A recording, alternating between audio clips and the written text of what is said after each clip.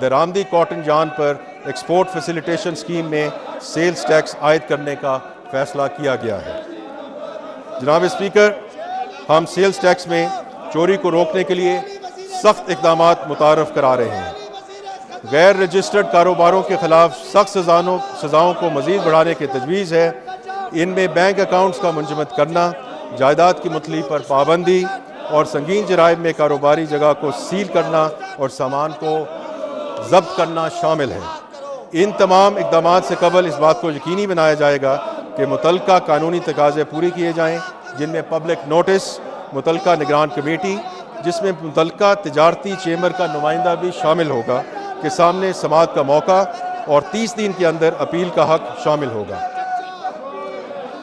ان پٹ tax system کے غلط استعمال کو روکنے کے لیے automated risk based input tax adjustments متعارف کرائی جائیں گی۔ جناب اسپیکر، اب میں آؤں گا digital presence proceeds tax act 2025۔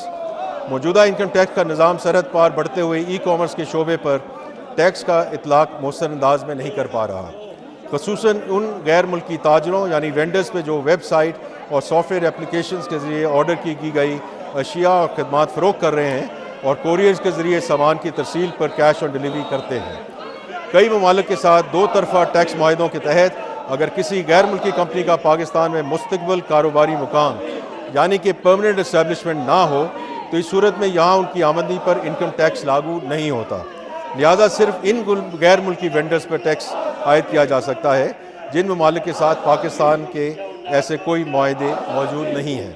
اس ضمن میں کئی ممالک پہلی ڈیجیٹل سروسز ٹیکس متعارف کروا چکے ہیں تاکہ ان غیر ملکی تاجروں سے ٹیکس وصول کیا جا سکے جو غیر ملک میں رہتے ہیں، مقامی مارکیٹ میں محض اپنی ڈیجیٹل پریزنس کی بنیاد پر چیزیں فروخت کر رہے ہیں۔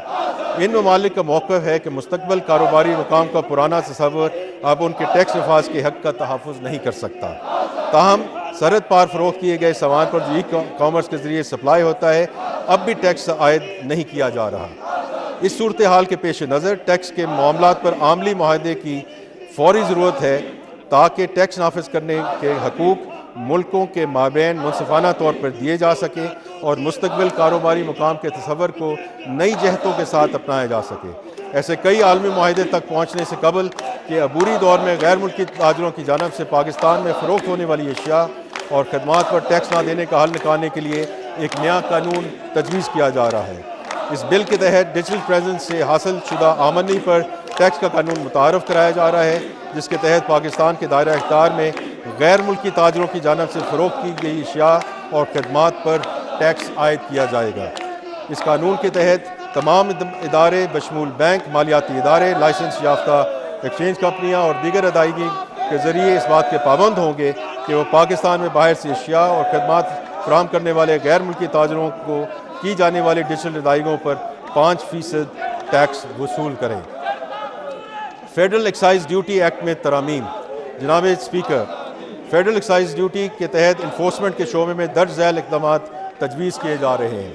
یہ تجویز ہے کہ وہ اشیاء جن پر اوریجنل ٹیکس سٹیمپس یا بار کوڈز موجود نہ ہوں انہیں ٹریک اینڈ ٹریس سسٹم کے تحت فوری طور پر بحق سرکار ضبط کیا جائے۔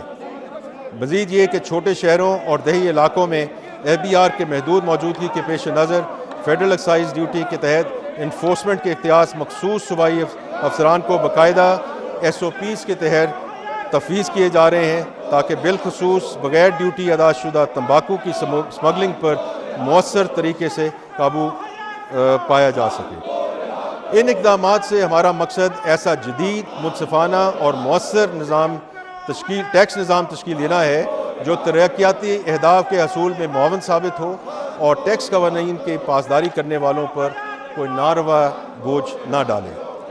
جناب اسپیکر، یہ اقدامات واضح پیغام دیتے ہیں کہ قانون کی پابندی کرنے والے افراد اور کمپنیوں کو سہولیات فراہم کی جائیں گی اور ٹیکس چوری کرنے والوں کا مؤثر احتساب کیا جائے گا۔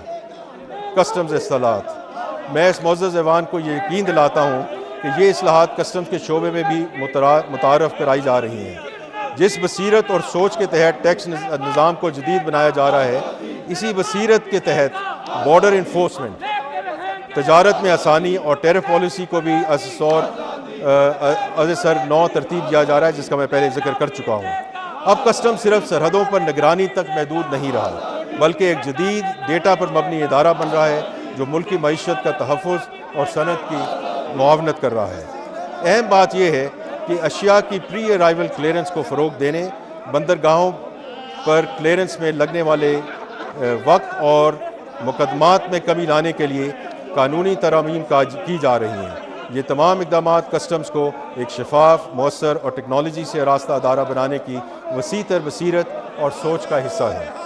جناب اسپیکر، ہم صرف طریقہ کار کی اصلاحات نہیں کر رہے، بلکہ اپنے ریاستی معاشی معاہدے کی بنیادوں کو بھی از سر 9 تشکیل کر رہے ہیں۔ یہ تبدیلی ایڈ ہاکزم سے مستقل نظام، مراد کے بجائے کارکردگی اور خاموشی کی بجائے احتساب کی طرف منتقلی ہے۔